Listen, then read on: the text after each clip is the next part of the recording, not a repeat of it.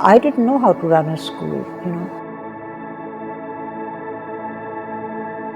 My own insecurity about not knowing what education was about is something which sort of, always scared me.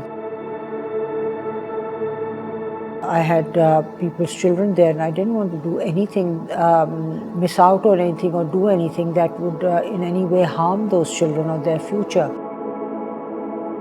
My name is Nasreen Kasuri, and I'm the founder of Beaconhouse, and I'm very proud to be the founder of Beaconhouse.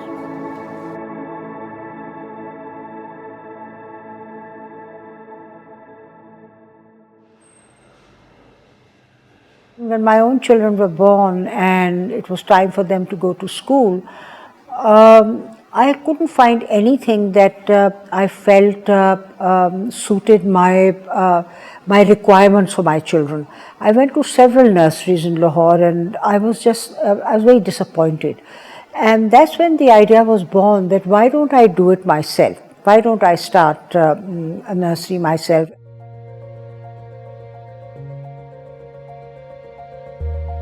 This is the opening of Les Anges. This is my grandmother, and she supported me a lot, even though she always used to complain that I'm going to neglect my children, but she really supported me a lot, and that's me, and these are some other people. 1975 के अंदर जब मैंने Les Anges शुरू किया, उस वक्त मुझे market का कोई इतना अंदाज़ा नहीं था. I just felt that I can do it. The government had, in 1972, they had nationalized schools, and after that, no private schools came up. So there was a situation where you had the government schools, which in those days were as bad as they are today. I mean, they were no better. And then you suddenly had the HSNs and the Karachi grammar schools and the convents, and there was this huge gap in between, and people were desperate to send their children to school. There was no school, there were no seats available. In 1978, in February, I think it was, probably February, that the government decided to give permission to the private sector to come into schools, private schools, set up private schools. And I was aware of the situation. So I decided, and within 2 or 3 months, I launched Beaconhouse. So this is the first Beaconhouse school, this one here.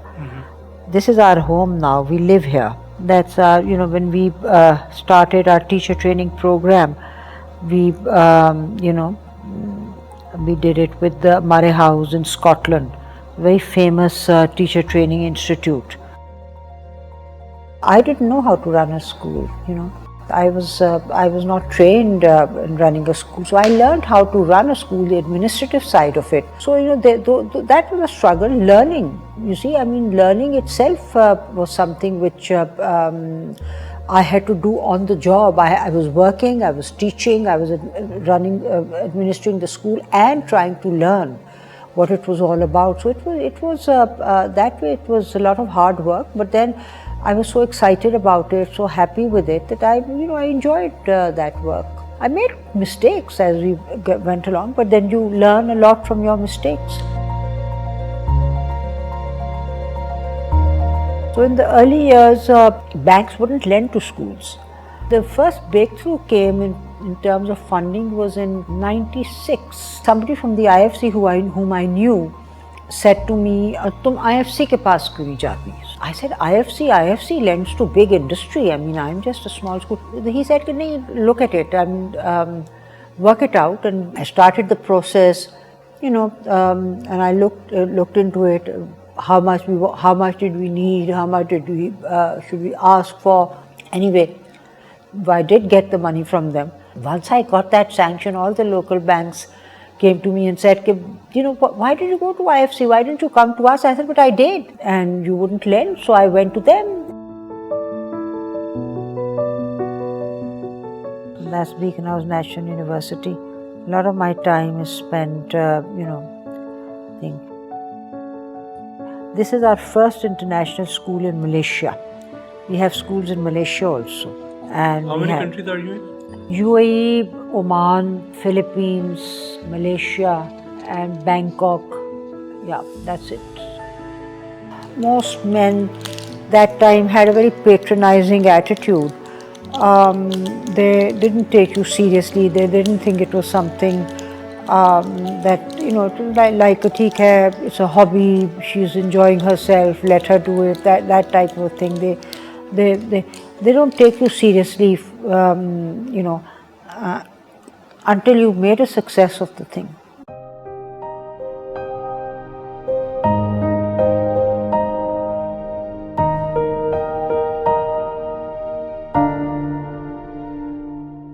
I think women have a lot of strength. Women are able to, most women are able to juggle 2 or 3 different jobs and different things at the same time, which most men can't. They can be mothers and they can be wives and they can be sort of daughters and be professional. They can manage all those things, because you see, if you start working, doesn't mean that you stop looking after your children, or doesn't mean your husband's going to give you an easy time and all that. So you have to do all those things, and they have to believe in themselves. They have to believe in themselves. It's important. The point is that don't just give up that easily. There's some people just get disheartened and they give up. I think that's one of the things that I would advise women to believe in themselves and their own capacity to do something, and they will succeed. Inshallah, they will succeed. When you work for 50 years, what would you do? At home, I have a certain routine which I've had, for 50 years, and even on a Sunday, I have to get up at a certain time. I need to be doing something all the time. I don't want to just sit at home.